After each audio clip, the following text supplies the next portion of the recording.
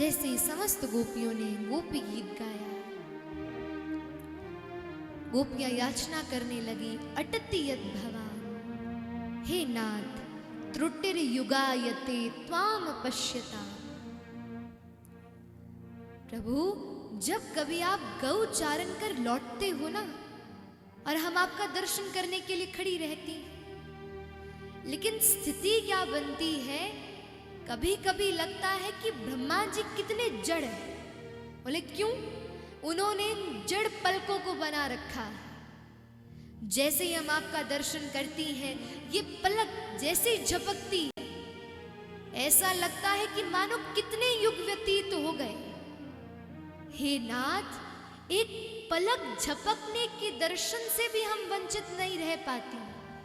आप तो हमें पूर्णतया छोड़कर चले गए, कृपा करो, दर्शन दो। और जैसे गोपियां याचना करती हैं, इति गोप्य प्रगायन्त्या प्रलपन्तस्य चित्रधा रुरुदु सुस्वरम राजन कृष्ण दर्शन लालसा। गोपियां रोना प्रारंभ करती हैं, और जब व्यक्ति रोता है, इसका ये मतलब है कि वो अभिमान शून्य हो गया। ये रुदन का प्रमाण है। जैसे गोपियों ने रुदन करना प्रारंभ किया, सो ठाकुर जी कहीं गए थोड़े ना थे, तो वहीं गोपियों के मध्य में बैठकर अपनी काली कमरिया को ओढ़कर बैठे थे। और जैसे गोपियों ने रोना प्रारंभ किया, सो श्याम सुंदर ने वो काली कमली उठा दी और प्रकट हो गए। तासा मां वीर भूत शौरी स्मयमान मुखाम्बुज पीतांबरा धरस रघुवीर साक्षात मन्मथ। अपने मुख पर हाथ घुमाते हुए ठाकुर जी प्रकट हो गए।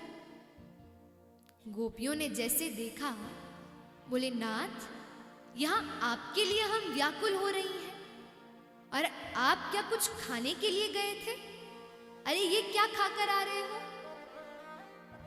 ठाकुर जी बोले, अरे गोपियां शांत शांत हो जाओ। सत्य बताऊं तो तुम सबको अभिमान हो गया था। ठाकुर जी कहीं नहीं गए थे, जहां गोपियां बैठी थी वहीं बैठकर गोपियों के भांति विलाप कर रहे थे। गोपियां कहती हे कृष्ण, ठाकुर जी भी कहते हे कृष्ण।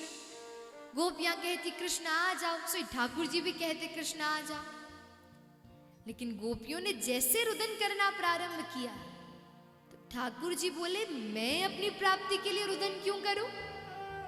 सोई अपनी काली कमरी हटाई और प्रकट हो गए गोपियों के सामने। और गोपियों से कहा कि गोपियों, मैं कुछ खाने के लिए नहीं गया था। अरे ये तो तुम्हारा अभिमान ही है, जो तुम्हारे पास बैठकर खा रहा था, और अब तुम सब अभिमान शून्य हो गई, इसलिए अब मुझे महाराज करने में कोई देरी नहीं होगी। इसलिए बंधुओं, ठाकुर जी कहीं जाते नहीं, हमारे संग ही रहते हैं। बस हमारी गतिविधियों पर नजर रखते हैं कि आज ये व्यक्ति क्या कर रहा है, क्या मुझसे मिलने का प्रयास कर रहा है। बस हमारी गतिविधियों पर वो नजर रखते हैं। और यदि हम योग्य होते हैं, तो बस इस माया रूपी पर्दे को हटाकर हमारे सम्मुख में ठाकुर जी प्रकट हो जाते हैं। गोपियों ने ठाकुर जी को घेर लिया। अब तो जैसे घेरा, गोपियां बोली, अरे श्याम सुंदर, हम तुमसे इतना प्रेम करती हैं, लेकिन तुम अकृतज्ञ हो। तुम हमारे प्रेम का भाव हमें प्रदान नहीं करते। ठाकुर जी बोले, गोपियां ऐसे क्यों कहती हो? संसार में 3 प्रकार के लोग हैं जो प्रेम करते हैं। कैसे? बोले, पहला प्रेम स्वार्थ युक्त प्रेम। आगे वाला प्रेम करेगा तो हम प्रेम करेंगे, पहला प्रेम। दूसरा, आगे वाला प्रेम ना भी करे फिर भी हम प्रेम करेंगे, ये दूसरा स्वभाव। और तीसरा स्वभाव कि आगे वाला हमसे द्वेष करे, हमसे ईर्ष्या करे, लेकिन उस परिस्थिति के बाद भी हम उससे प्रेम करें। ठाकुर जी बोले, गोपियों, मैं तीसरी परिस्थिति वाला हूं। अरे चाहे समाज में कोई नास्तिक भी क्यों ना हो, मुझे नहीं भी मानता हो, लेकिन यदि वो प्रातः उठकर प्रातः का सूर्य देख रहा है ना, तो उसको मान लेना चाहिए कि मैं उससे प्रेम करता हूं, चाहे वो मुझसे प्रेम करे या ना करे। अरे गोपियों, तुम मुझसे जितना प्रेम करती हो, उस प्रेम के तो एक तिल भी तुल्य मैं तुमसे प्रेम नहीं कर पाऊंगा। अरे 100 जन्म भी ले लूंगा ना, तुम्हारी सेवा भी कर लूंगा, तो भी तुम्हारे इस प्रेम रूपी धन से उऋण नहीं हो पाऊंगा।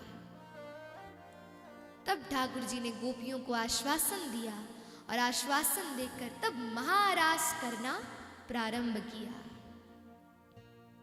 देखो बंधु, रास किसे कहेंगे? एको नर्तकः बहु नर्तकी विशेषो रास, जहां एक ठाकुर जी और असंख्य गोपियां, वो है रास।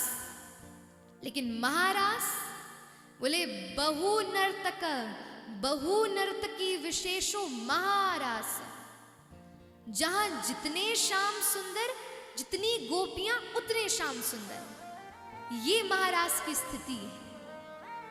इसलिए आइए हम और आप सब भी गोपियों के संग महारास की उस वेला में प्रविष्ट होते हैं, और मानो महारास इस बात का प्रमाण है कि कृष्ण ने गोपियों को स्वीकार किया।